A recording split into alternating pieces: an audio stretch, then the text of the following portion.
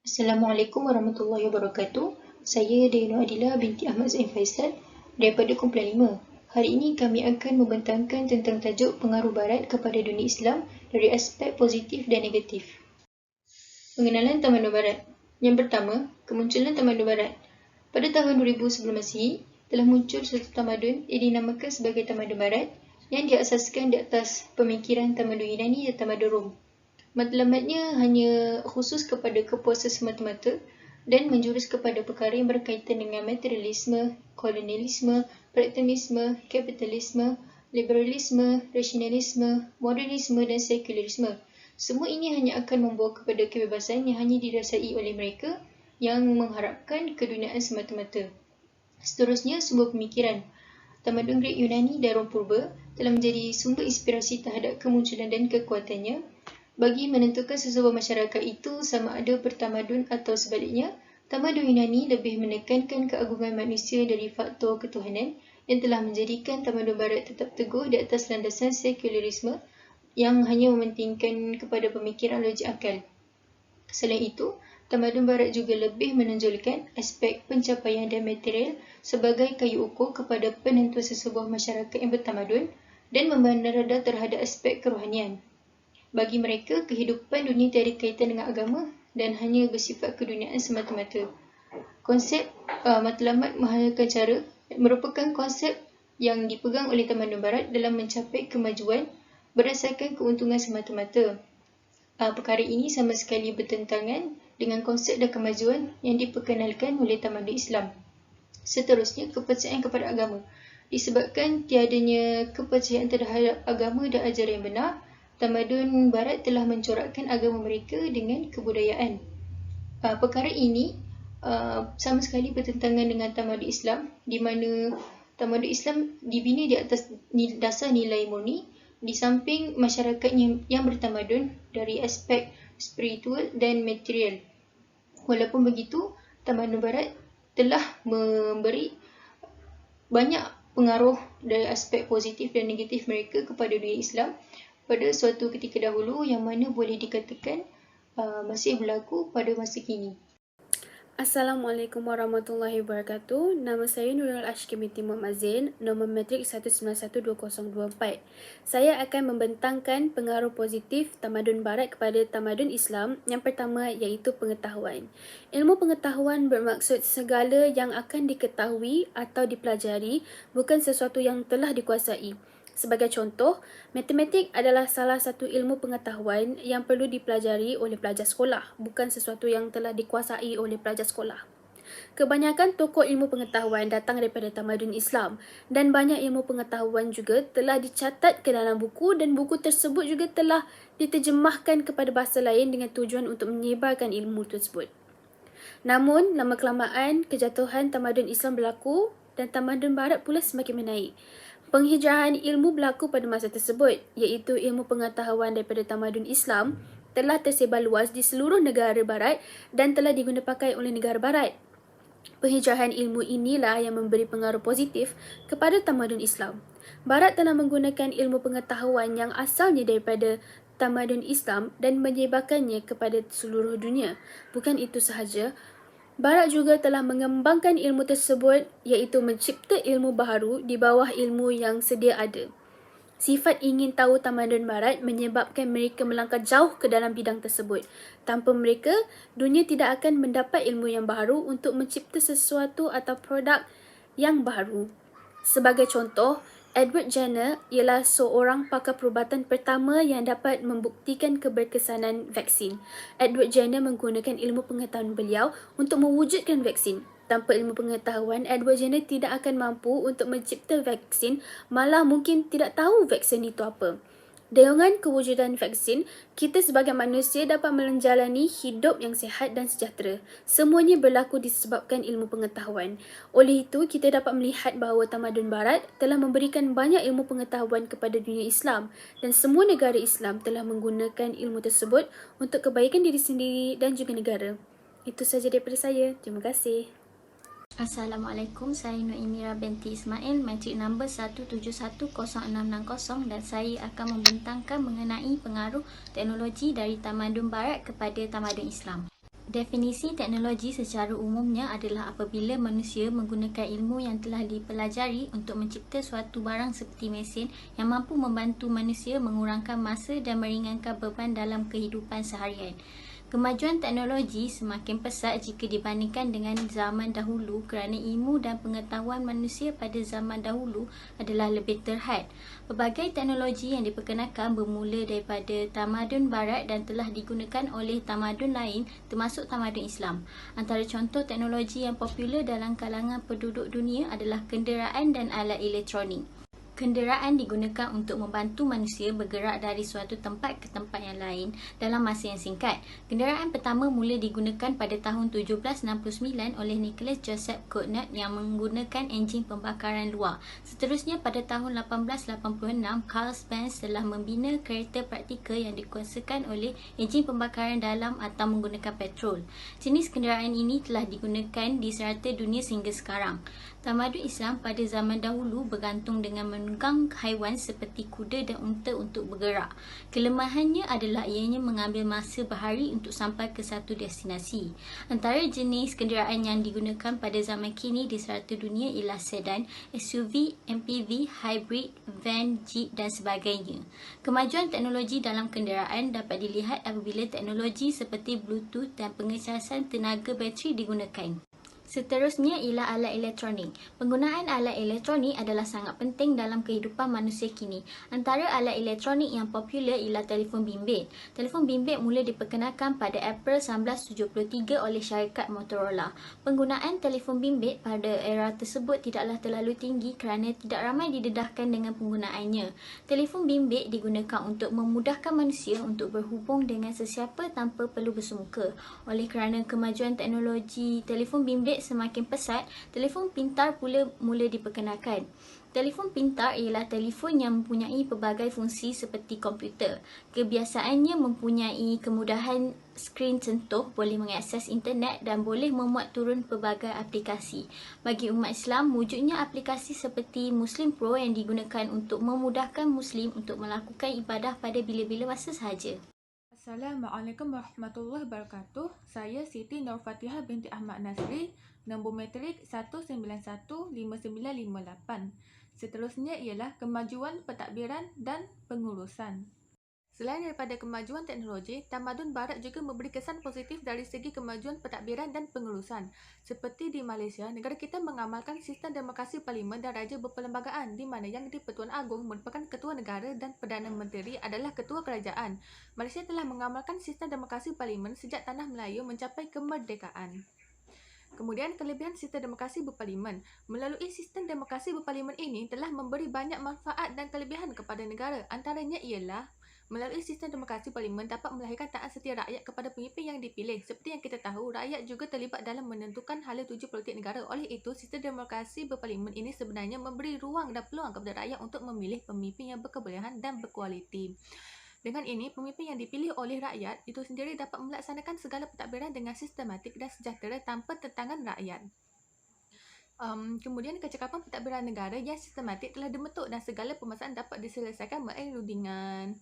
Iaitu, dengan sistem demokrasi ini, kecakapan pentadbiran negara yang sistematik telah dibentuk dan segala permasalahan dapat diselesaikan dengan rundingan. Hal ini dapat mengekalkan keamanan, keharmonian dan kestabilan dari segi politik, ekonomi dan sosial. Iaitu dari segi sosial dapat memperkukuhkan perpaduan, dari segi ekonomi dapat menggalakkan pertumbuhan aktiviti ekonomi untuk menyediakan peluang pekerjaan, menambah kemahiran, menggalakkan penggunaan teknologi moden dan apa yang lebih penting adalah mempertingkatkan daya pengeluaran dan pendapatan, dan dari segi politik dapat menjamin kestabilannya yang secara tidak langsung dapat menarik pelabur asing bagi membantu perkembangan sistem industri negara. Oleh kerana itu, demokrasi dianggap lebih stabil daripada bentuk pemerintahan lain. Tamadun Barat bukan sahaja memberikan kesan positif kepada tamadun Islam, tetapi tamadun Barat juga telah memberikan kesan negatif kepada tamadun Islam. Antaranya ialah penyebaran ideologi humanism, keruntuhan akhlak dan penjajahan minda terhadap budaya dan hiburan. Seterusnya, saya akan menerangkan dengan lebih mendalam tentang isi yang pertama, iaitu penyebaran ideologi humanism.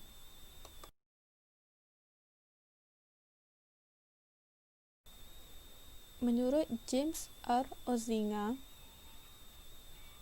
kefahaman humanism bermaksud kefahaman yang tidak mempunyai sebarang kebaikan kerana ia seperti menyamai kefahaman atheism yang tidak mempercayai akan kewujudan Tuhan. Manakala, menurut ahli syariati, humanism bermaksud memikirkan sesuatu perkara menggunakan akal fikiran sahaja dalam menyelesaikan masalah yang terdapat di dunia ini, dan manusia juga tidak mempunyai budi pekerti yang menyebabkan manusia hilang kebergantungan terhadap unsur agama dan semakin jauh dari Tuhan. Dua tokoh ini menyatakan bahawa mereka menolak akan kefahaman atheism. Antara perkara-perkara yang berkaitan dengan kefahaman humanism ialah yang pertama, teori hierarki keperluan Maslow. Yang kedua, teori Sigmund Freud. Yang ketiga, pengaruh Betty Friedan terhadap masyarakat. Teori hierarki keperluan Maslow ialah teori yang menerangkan tentang aras keperluan manusia dalam kehidupan manusia dengan mendorong manusia ke peringkat yang paling tinggi, iaitu dengan mencapai tahap kesempurnaan diri. Teori ini juga menyatakan bahawa jika keperluan seseorang itu tidak dipenuhi, maka jiwa seseorang itu tidak akan tenteram dan akan terganggu dan akan menyebabkan tekanan perasaan yang boleh membawa kepada bunuh diri.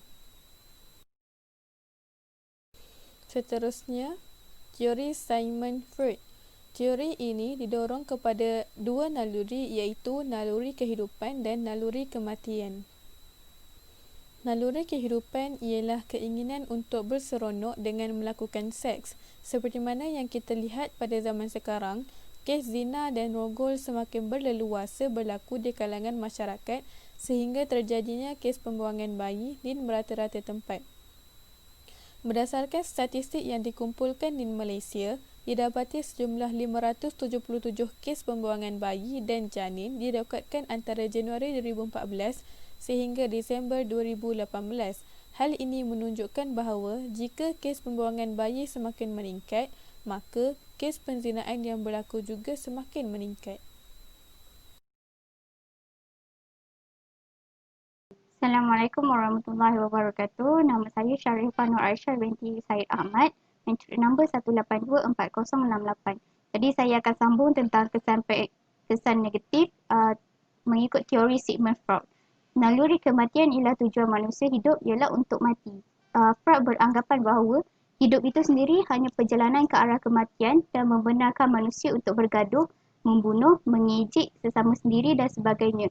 Jadi disebabkan ini, statistik kes pembunuhan yang berlaku di dunia telah meningkat dari hari ke hari, terutamanya bagi masyarakat yang tertindas dan masyarakat Muslim, masyarakat kulit hitam dan juga Yahudi.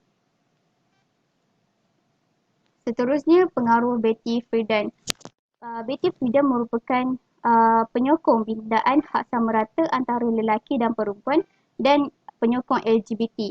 Friedan menyokong LGBT untuk mendapatkan sokongan daripada hak-hak wanita dan menyebabkan LGBT mula diterima di kalangan masyarakat di seluruh dunia. Seperti yang ditunjukkan dalam gambar, itu merupakan protes yang diketuai oleh Betty Friedan 1971. Pada 9 Mac 2019, satu perhimpunan LGBT yang disertai oleh 1,000 orang rakyat marhen dengan membawa bendera pelangi yang merupakan lambang kepada golongan LGBT telah diadakan di Malaysia bersempena dengan Hari Wanita Antarabangsa. Dan tujuan mereka mengadakan perhimpunan tersebut adalah untuk menghapuskan diskriminasi jantina dan menghentikan keganasan terhadap wanita dan kesesamaan jantina. Dan impak humanism kepada kita terutamanya semenjak datangnya kefahaman humanism dalam masyarakat Islam, mereka mula terpesong dari jalan yang benar. Ini kerana mereka telah menolak petunjuk yang diberikan oleh Allah kepada hamba-Nya, iaitu penurunan Al-Quran, dan Allah juga mengutuskan rasul-rasul kepada manusia. Dalam Islam, hubungan antara manusia dengan Tuhan sangat penting kerana manusia adalah makhluk yang diciptakan oleh Allah. manusia juga mestilah mengakui bahawa kekuasaan Allah dan bergantung dengan Allah dalam aspek kehidupan untuk mendapat keridaan Allah di dunia dan akhirat. Oleh itu, kefahaman humanism ini telah mendukung fikiran murjiah, iaitu meletakkan iman di dalam hati semata-mata tanpa sebarang peranan terhadap kehidupan lahiriah mereka. Assalamualaikum warahmatullahi wabarakatuh. Nama saya Sharifah Nur Azhar binti Syed Muhammad Roslan, 19167866. Kesan negatif yang seterusnya ialah keruntuhan akhlak, keluhuran nilai moral dan nilai kemanusiaan melambangkan kehidupan sosial sesuatu tamadun. Akhlak mahmudah seharusnya diterapkan di dalam diri setiap individu dari segenap lapisan masyarakat. Islam amat mementingkan konsep amar ma'ruf nahi mungkar yang bermaksud lakukan kebaikan dan tinggalkan kemungkaran. Namun, kedatangan tamadun barat memberi impak negatif terhadapnya. Asas ajaran tamadun barat berbeza dengan asas ajaran Islam dari perspektif kehidupan beragama. Menurut Dr. Yusuf Al-Qardawi, keruntuhan akhlak merupakan salah satu kesan negatif yang menonjol dari tamadun barat. Bukan sahaja memberi kesan kepada penganut Islam, tetapi juga memberi kesan kepada seluruh pelosok dunia, terutamanya anak-anak muda yang merupakan bakal pemimpin-pemimpin tamadun. Antara contoh-contoh penyebaran akhlak yang bertentangan dengan ajaran Islam ialah kegiatan seks haram dan songsang, konsep suka hidup bersama tanpa ikatan perkahwinan, penyebaran perkahwinan abnormalism, iaitu perkahwinan sejenis, pengguguran dan sebagainya. Perbuatan ini bukan hanya memberi kesan kepada aspek kesihatan, malah memberi kesan terhadap aspek salasilah keturunan. Jelaslah, penyebaran akhlak yang bertentangan dengan agama Islam ini memberikan kesan buruk terhadap dunia Islam. Kesan negatif pengaruh tamadun barat terhadap dunia Islam yang seterusnya adalah keruntuhan institusi keluarga. Institusi keluarga merupakan sebuah institusi yang penting kerana ia adalah asas pembentukan kepada sesebuah masyarakat yang harmoni dan sejahtera. Islam merupakan agama yang meliputi seluruh aspek dalam kehidupan manusia dan ia juga menyediakan pelbagai sistem yang bertujuan untuk menjaga keharmonian dan kesejahteraan masyarakat seperti perkahwinan. Perkahwinan bertujuan untuk menjaga keturunan dan mengekalkan keharmonian dan kesejahteraan masyarakat. Jadi dengan kemunculan tamadun barat ke negara Islam, telah menggugat dan meruntuhkan institusi keluarga. Kerana apa? Kerana kehidupan orang barat secara khususnya adalah kehidupan yang berdasarkan budaya hedonism, iaitu gaya hidup yang hanya mengejar keseronokan dan kesenangan dalam hidup semata-mata. Apabila masyarakat Islam mula untuk meniru gaya hidup orang barat, mereka akan terpengaruh untuk melakukan perkara-perkara yang dilarang oleh Islam seperti kegiatan seks bebas, menonton filem-filem lucah dan sebagainya. Perkara ini akan membawa kepada keruntuhan akhlak sekaligus membawa kepada keruntuhan institusi keluarga. Tujuan perkahwinan yang bertujuan untuk menjaga keturunan dan keharmonian masyarakat akan tercemar dan terkesan berlakunya kes-kes tersebut seperti kes kegiatan seks bebas. Seterusnya, masyarakat juga akan mula hilang rasa hormat antara satu sama lain walaupun dalam ahli keluarga mereka sendiri.